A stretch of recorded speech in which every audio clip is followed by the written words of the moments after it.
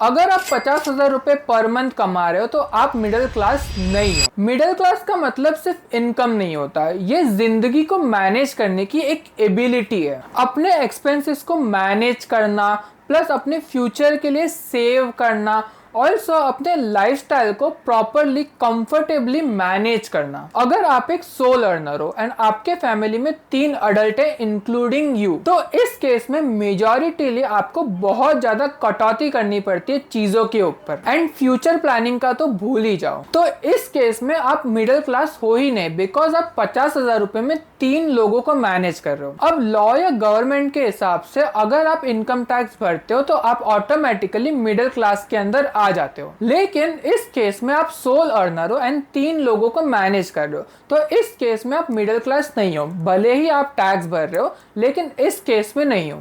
अगर आपको middle class बनना है तो अप्रोक्सीमेटली ईयरली आपको 36 लाख रुपीस कमाने पड़ेंगे, तब जाके आप अपने आप को मिडिल क्लास बोल सकते हो। अब आई नो बहुत लोग कमेंट में बहुत चीजें बोलेंगे, लेकिन दिस इज द रियलिटी। आप गोल्ड खरीदते हो, ऑयल खरीदते हो, वो भी डॉलर्स के अंदर, एंड उससे कंपेयर ही नहीं कर रहा मैं। अगर आप ग्लोबल स्टैंडर्ड देखो तो उस हिसाब से लगभग आपको $1 लाख कमाना होगा, तब जाके आप कहीं मिडिल क्लास में आओगे। तो अब आप कमेंट करके बताओ कि अब भी क्या आप मिडिल क्लास हो।